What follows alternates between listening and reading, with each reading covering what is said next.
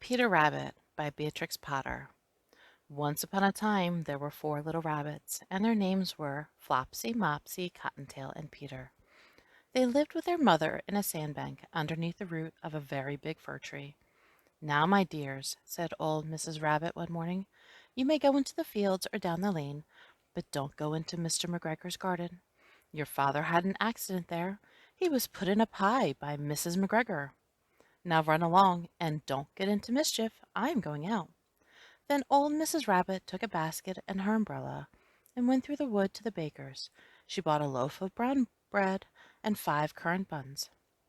Flopsy, Mopsy, and Cottontail, who were good little bunnies, went down the lane to gather blackberries. But Peter, who was very naughty, ran straight away to Mr. McGregor's garden and squeezed under the gate. First he ate some lettuces, and then some French beans, and then he had some radishes, and then, feeling rather sick, he went to look for some parsley. But round the end of the cucumber frame, whom should he meet but Mr. McGregor? Mr. McGregor was on his hands and knees planting out young cabbages, but he jumped up and ran after Peter, waving a rake and calling him out, "Stop, thief!" Peter was most dreadfully frightened, and he rushed all over the garden, for he had forgotten the way back to the gate. He lost one of his shoes among the cabbages, and the other shoe amongst the potatoes. After losing them, he ran on 4 legs and went faster, so that I think he might have gotten away altogether, if he had not unfortunately ran into a gooseberry net, and got caught by the large buttons on his jacket. It was a blue jacket with brass buttons, quite new.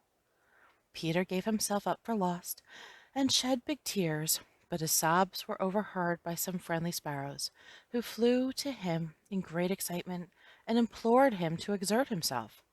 Mr. McGregor came up with a sieve, which he intended to pop upon the top of Peter, but Peter wriggled out just in time, leaving his jacket behind him, and rushed into the tool shed and jumped into a can. It could have been a beautiful thing to hide in, if it had not had so much water in it. Mr. McGregor was quite sure that Peter was somewhere in the tool shed, perhaps hidden underneath a flower pot. He began to turn them over carefully, looking under each. Presently Peter sneezed. "Kerchoo!" Mr. McGregor was after him in no time, and he tried to put his foot upon Peter, who jumped out of a window, upsetting 3 plants. The window was too small for Mr. McGregor, and he was tired of running after Peter, so he went back to his work. Peter sat down to rest. He was out of breath and trembling with fright, and he had not the least idea which way to go. Also, he was very damp with sitting in that can. After a time he began to wander about, going lippity, lippity, not very fast, and looking all around. He found a door in a wall, but it was locked, and there was no room for a fat little rabbit to squeeze underneath.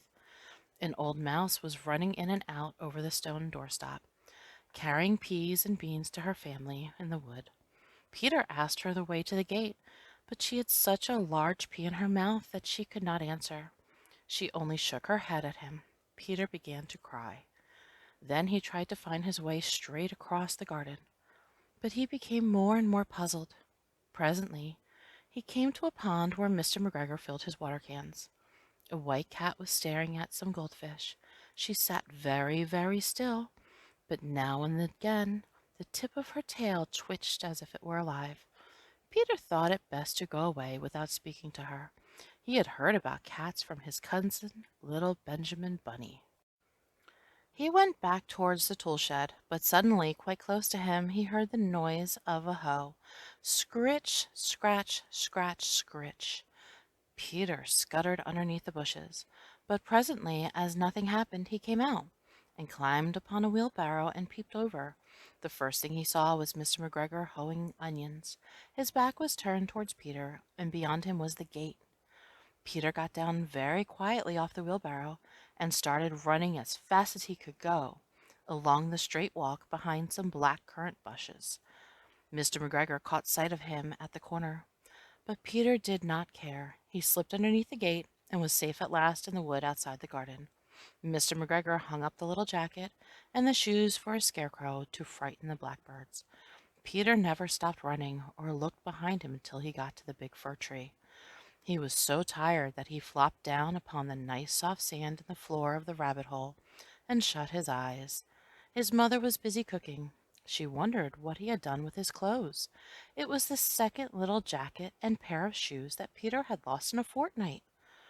I am sorry to say that Peter was not very well during the evening. His mother put him to bed and made some chamomile tea, and she gave a dose of it to Peter, 1 tablespoonful to be taken at bedtime. But Flopsy, Mopsy, and Cottontail had bread and milk and blackberries for supper. The end.